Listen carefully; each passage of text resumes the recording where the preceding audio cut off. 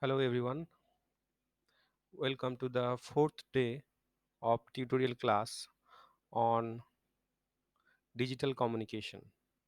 Okay, so in this class we'll discuss following topic: non-uniform quantization, compounding, A law and mu law, bandwidth of PCM, and some numerical problem based on PCM, and last one is the bit rate versus baud rate.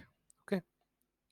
So, coming to the first topic that will be discussed in this class, that is problem in uniform quantization. In earlier class, we already discussed that a PCM system consists of three parts. First one is the sampling, second one is the quantization, and the third one is the encoding part. So, by using sampling, we can convert a continuous analog signal into the discrete one, and after sampling we use quantization to round off the discrete voltage level into the finite number of quantized voltage level. Okay, and in that uh, case we assume that the step size is uniform, is constant, sorry, constant. Okay, so in the in that scenario we called it as uniform quantization, where step size is constant. Now there is some problems during this uniform quantization. We already know that signal to noise ratio of a system is nothing but signal power and divided by noise power, and it denotes the quality of a communication system. Okay, and it is expected that signal to noise ratio is as much as high possible. Okay, so in earlier class we have observed that SNR is SNR is proportional to the m square t. How it is? It can be concluded that SNR equal to 3L square mt square bar divided by mp square. Okay. Now, where L is the number of quantized voltage level and mp is the peak amplitude of the quantization or of the signal. Okay, so obviously L is constant and mp is constant. Okay, so obviously SNR is proportional to the signal power. So you can conclude, write this: SNR proportional to the power of the input signal. Okay, and more, and another thing, mm, that quantization value of quantization noise is n equal to delta v square by 12, where delta v is the step size and it can be defined as 2 mp by L, which is also constant. Okay, so here you can also see that quantization noise is depending on also mp. Okay, now now uh, signal power signal power may vary from speaker to speaker. Okay, so some user speak louder and some user speak softly.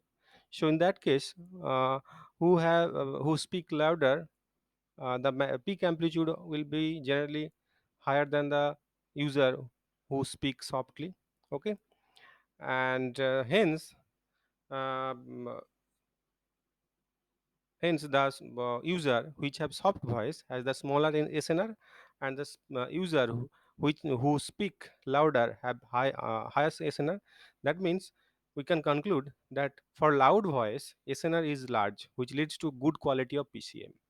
Okay, but it is not possible to always speak in louder voice. So a communication systems should always give a constant SNR. Okay, that means its performance must be constant or efficient throughout the amplitude or throughout the uh, it does not depend on the speaker to speaker. Okay, so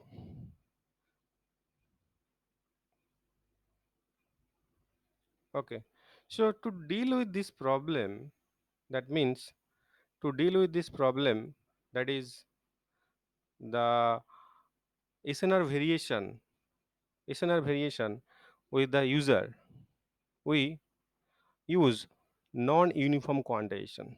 So what is non-uniform quantization?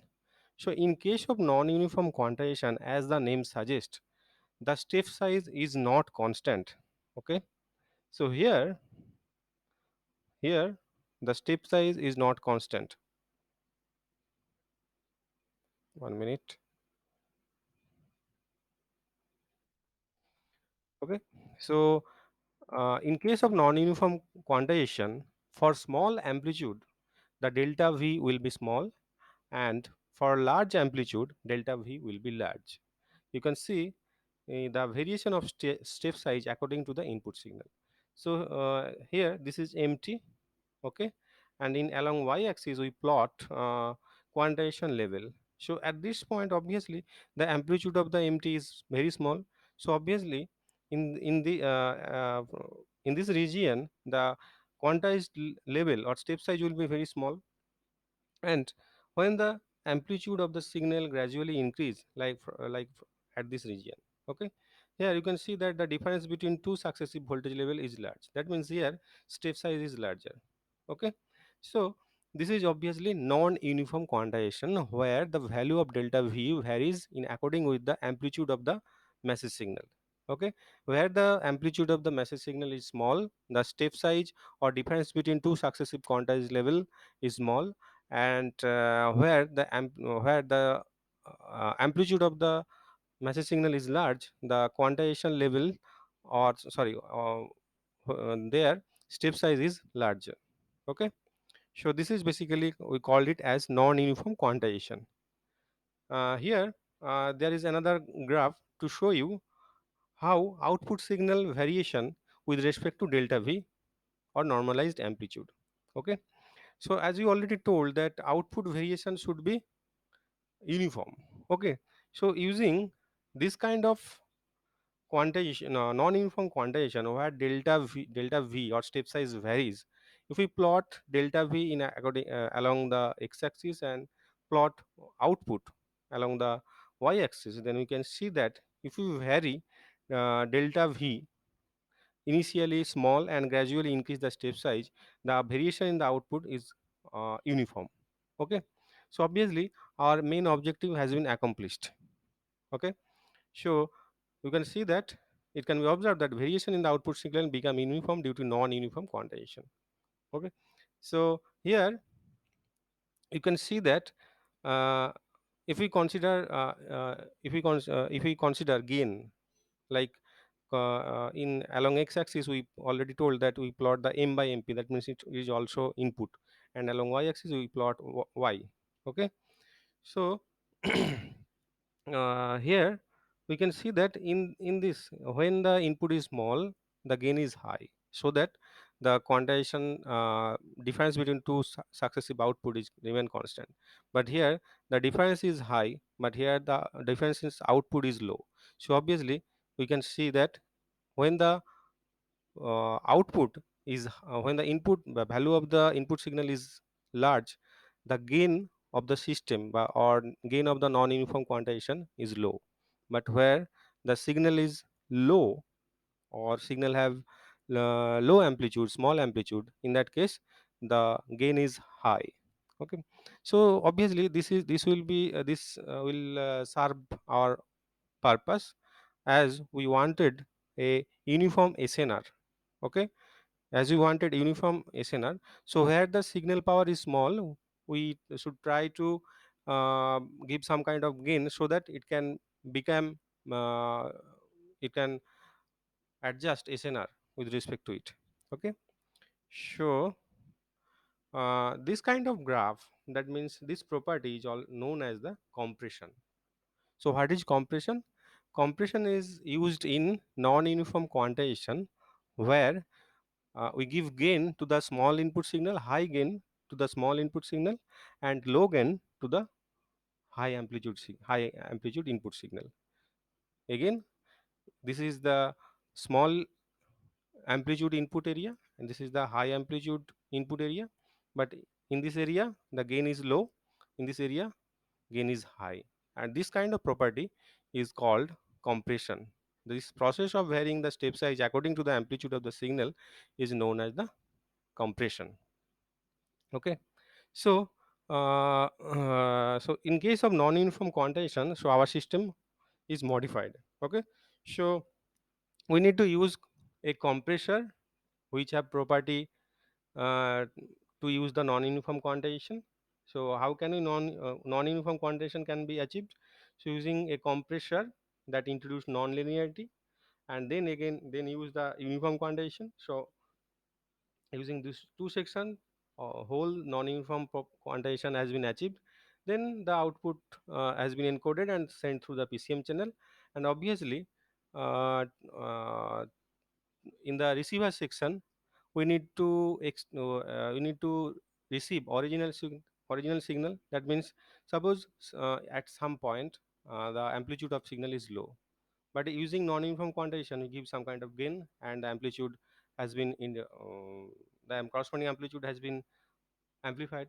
Okay, but we want to get the original signal, so obviously we need to use another circuit that perform a inverse operation of the compressor. Okay, so that is called expander. So in case of compression, we need to give high gain to the small amplitude signal and low gain to the high amplitude signal, whereas in case of expander the reverse is true. That means in case of expander, when the input signal is weak or small, we give small gain, and when the input is strong or have high amplitude, we gives large amount of gain. Okay, so ultimately we get the original signal property. Okay, so in case of non-uniform quantization, we use a compressor and expander. We use compressor at the transmitter section, and we use expander at the receiver section, and together this called compression plus expander or compressor plus expander is known as companding. Okay, so companding is nothing but compression plus expanding. Okay, that is called as companding. Okay, so here you can see the compressor characteristic. Compressor characteristic, that means we plot here, we plot input versus output curve. So you can see that in this region the input is small. Okay, so the difference between input is small. So to achieve constant SNR, what we give? We give high gain to the weak signal and low gain to the corresponding output uh, strong signal. This is the high amplitude signal, but here gain is low. Why the gain is low? Because the difference between two output is small. Okay, and you can see the characteristic of expander just reverse of the compressor. That means in this case uh, when the input is small the gain is small, and when the uh, input is strong output gain is also high. Okay, so this is basically compressor characteristic, and this is basically expander characteristic. And as we already told that together we called it as companding. So this is called the, this graph is known called a companding characteristic. So this is the expansion and this is the compression. So this is the positive this is valid for positive region, that means positive input voltage. And if we use the negative voltage, so obviously output will be negative, and this will be in third quadrant uh, area. Okay, so this is the expansion, this is for compression, this is for compression, this is for expansion, and this is the linear characteristic. That means without no for uniform quantization or no use of companding. Okay, so this is the characteristic curve for companding. Okay, so okay, so coming to the next slide, uh, variation of SNR versus input. That means how SNR of a system is varied according to the input if we use companding.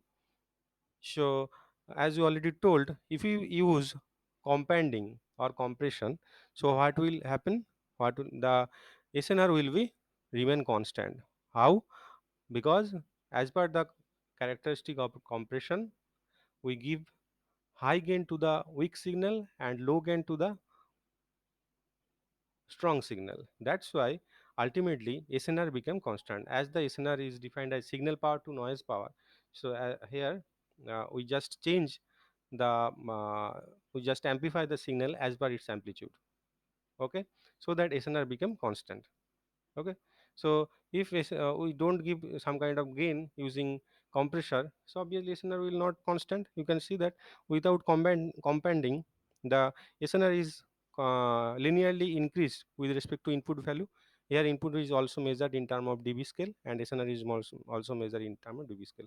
But when we use the compressor or we use the companding, we can find that SNR is constant. So obviously it is use of companding is much desirable in case of quantization system, so that the performance of a digital communication system does not affected so much. Oh, so that is the main advantage of using companding. So now the question arises, how can we achieve this kind of non-linearity in the system? That means how can we give input such that we can achieve high gain for the high gain for the weak signal and the low gain for the strong signal, and how can we achieve this kind of characteristic, like input versus output? Okay, like this. So it can be using it can be achieved uh, by using some kind of nonlinearity function, which is called A law and mu law. In our world, for non-uniform quantization, two kinds of non-uniform quantization law are used. First one is the mu law, which has been used in North America and Japan, and second one is the called A law, which one is the used Europe and the rest of the world. Now let's see what is mu law. So mu law is nothing but a nonlinear equation, okay, that use some logarithmic function.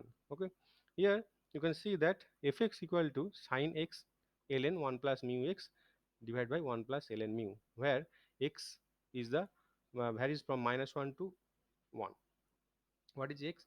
X is nothing but normalized amplitude. That means, if what is normalized amplitude, that means if we divide a amplitude of a signal with its peak of the signal, then it will be nothing but the normalized amplitude. That's why its value is varied from 1 to -1. Okay, so you can see that if we plot uh, normalized input in x-axis, and if we plot output y, that is nothing but fx, then as per this formula, if mu equal to 0, the output curve not will be just linear. So this is without companding or without non-uniform quantization, or this is valid for uniform quantization. But if the value of mu has been changed, the value the mu is called compression parameter. Okay, depending on the value of mu, that different kind of compression curve has can be achieved. Like for mu equal to 10, the value of fx is varied according to this curve, and if you increase value of mu to 100, more compression can be achieved. If you if you use the value of mu as 1000, more compression is achieved.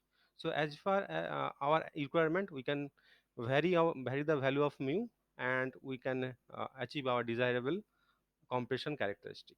Okay, so this is basically mu law. So this law is nothing but in some kind of nonlinear function. Okay, now coming to the A law. So A law is nothing is also another very popular law that has been used. Here A is nothing but compression parameter, and when the value of A is 1, that denote the uniform quantization or without companding. Okay, and depending on the value of A, different compression characteristic can be achieved, and it can be defined using this kind of function fx equal to sine x. If mod x less than 1 by a, so a mod x by 1 plus ln a, and when the value of x mod x is lies between 1 and 1 by a. The value of fx will be 1 plus ln a x mod x divided by 1 plus ln a. So this law is known as the A law for the non-uniform quantization or compression compression, and A is called as the compression parameter. Okay, clear? So this two law can be used for compression purpose, and according to our requirement we can change the value of compression parameter such that we can achieve different kind of compression level. Okay, and we already told that a and mu are determines the degree of compression. For no compression, a equal to 1 and mu equal to 0. Eh, okay, for the most of the cases you can find that the optimal value of a and mu for the two laws, a law and mu law, are 87.6 and 255. Okay, so that we can achieve a large and optimal dynamic range, and also also snr become constant in this region. Okay, so we have to use this type of parameter 87.6 or surrounding it, or value of mu equal to 255 or surrounding it, such that we can use a long scale. That means here we plot, you can see that there is a plot between linear signal uh, or input signal versus output signal. And this one is the dB, and this one is also in dB scale.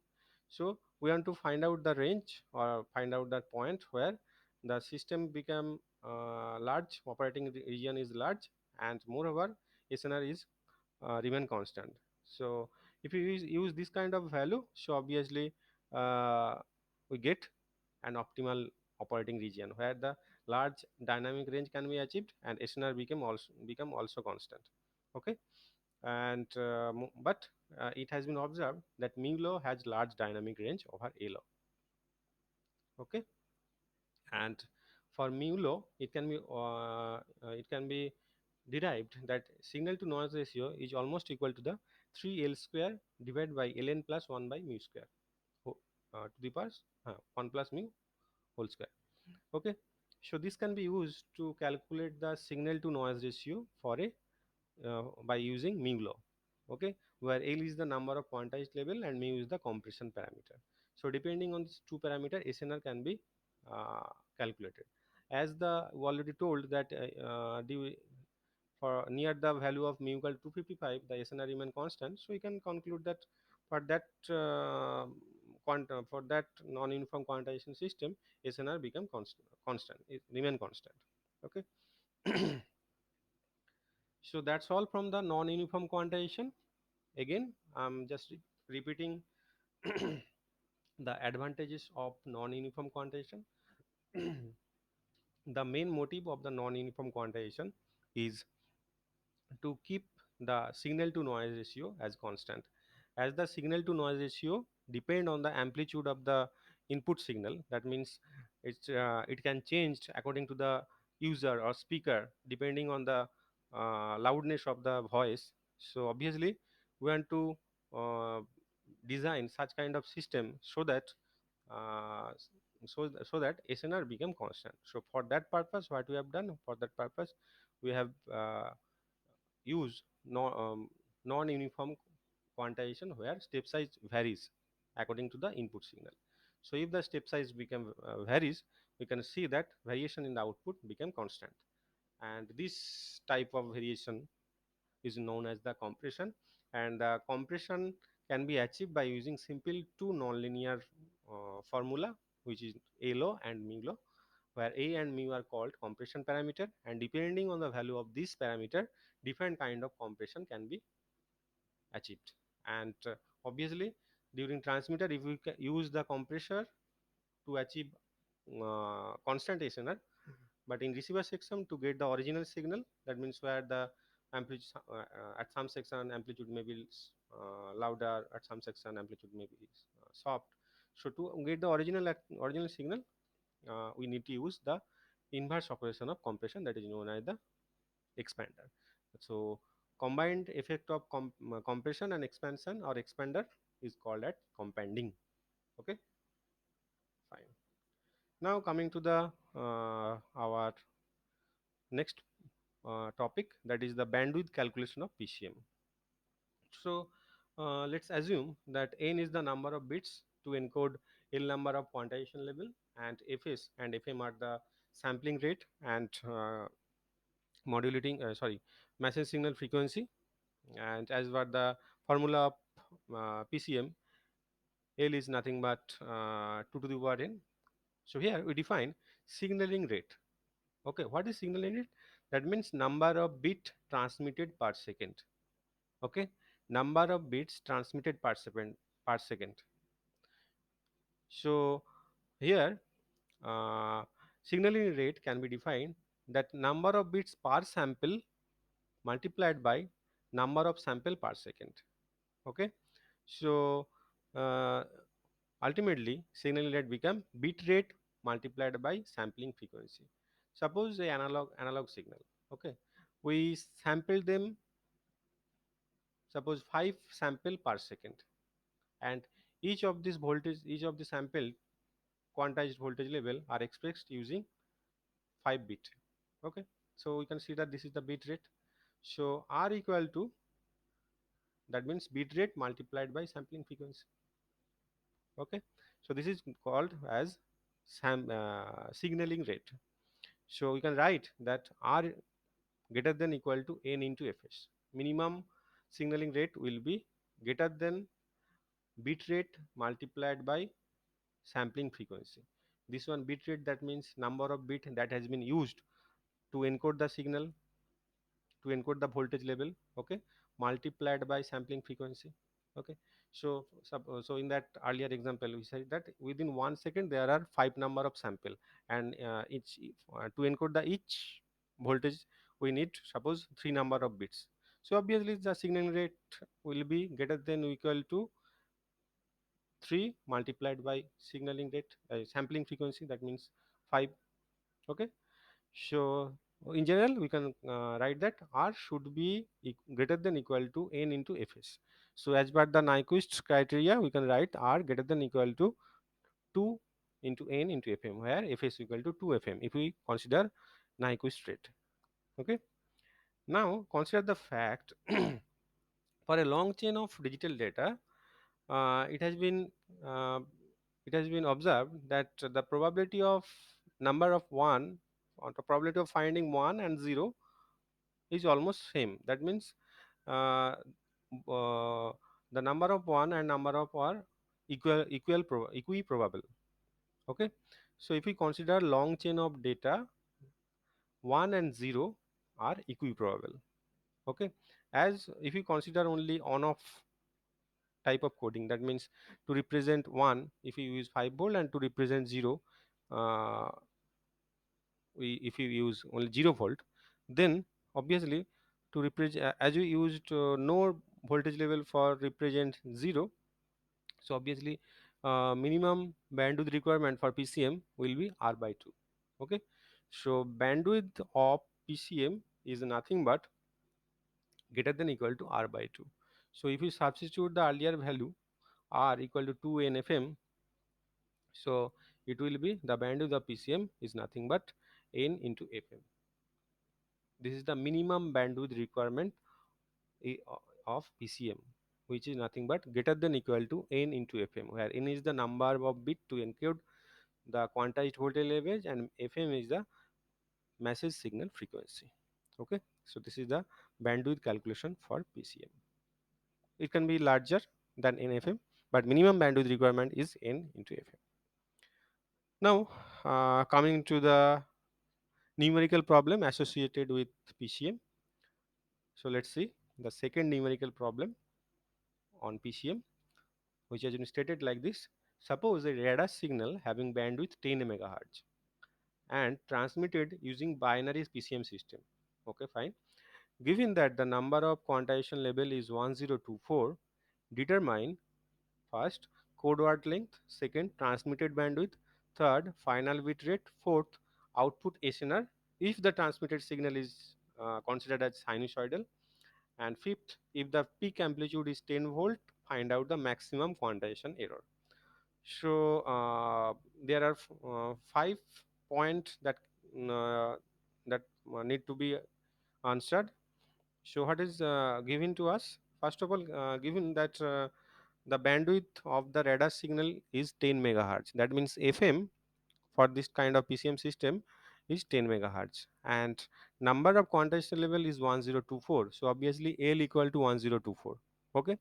So as we know that mathematical analysis for PCM L equal to the power n, so we can substitute value of 1024 and find out that n equal to 10 bit. Okay. So code word length is nothing but number of bit to encode the quantized voltage level. So obviously code word length is 10. That is the first question. Okay. So next, transmitted bandwidth. We already derived that minimum requirement minimum bandwidth requirement for PCM is n-FM. So bandwidth for PCM is nothing but n is 10 and FM is 10 megahertz. So obviously the bandwidth for this PCM is minimum bandwidth is 100 megahertz. Okay. Now final bit rate. Okay. Final bit rate, that means we want to calculate the signaling rate. Okay. So consider the Nyquist rate where fs equal to 2 fm, that means sampling rate is nothing but 20 megahertz. So signaling rate is equal greater than equal to n into fs. So r should be 10, the value of n is 10 and the value of fs is 20 into 10 to the power 6, and ultimately r minimum value of r is 200 mbps. Okay. So next point is the output SNR. If the transmitted signal is sinusoidal in nature, so we can derive the value of SNR in the earlier classes. So value, we already know that is value of SNR in dB scale equal to 1.76 plus 6n if we consider the sinusoidal signal. Okay. So just substitute the value of n is 10 and we get the ultimate SNR, which is nothing but 61.76 dB. Okay. Now find out the maximum quantization error. We already know the value of maximum quantization error for a PCM is nothing but plus minus delta V by 2, and where moreover delta V is nothing but 2 MP by L, where MP is the peak of the uh, amplitude of the signal. So just substitute this value. Okay. So we can get 10 by 1024 and get 9.76 into 10 to the minus 3 volt. So just we can easily solve this kind of problem using respective formula of PCM. Okay. And the last one is the bit rate versus baud rate. Okay. So here uh, there is important concept that need to be clear. Bit is a unit of information, whereas baud is a unit of signaling speed. So what is baud rate? That means number of symbol that can be transmitted per second. Whereas what is bit? Number of bit transmitted per second. Okay. Number of signal means, suppose consider this a tri-bit system where suppose this one tri-bit system, that means we represent a quantized voltage level using 3 bit. Okay. So suppose this was one quantized voltage level, this one is the another quantized voltage level, this one is another. So we can call it as symbol, one symbol, second symbol, third, fourth, fifth, sixth, and each symbol is represented by 3 bit. That's why I call it tri-bit system. Okay. So now uh, if if n number of symbol has been transmitted per second, so we can call that baud rate equal to n. Okay. So what is baud rate? Baud rate is number of symbol transmitted per second. Suppose up to this up to this area 1 second. So within 1 second we can transmit 3 quantized voltage level, or we can generalized in, we can send called as number of symbol transmitted per second or within 1 second. So and the unit will be n bauds, or we can call it n symbol per second. Okay. So s is the symbol rate, symbol per second, or simply you can call it as baud, and b is the data rate, bit per second. Okay. And n is the number of bit per symbol. Here it is 3, and in case of quad bit system the value of bit to represent each of the symbol is 4. So obviously relationship between bit rate and baud rate will be b equal to s into n, where b is the bit rate. So bit rate will be number of bit to for each symbol multiplied by the baud rate. That means symbol rate. Okay. Again, so whenever we try to transmit a system, so suppose the output of a PCM system that obviously consists of 1010, but if we consider a tri-bit system, that means we need to use 3 bit to represent a symbol or a voltage level. Okay. So now number of symbol or number of voltage level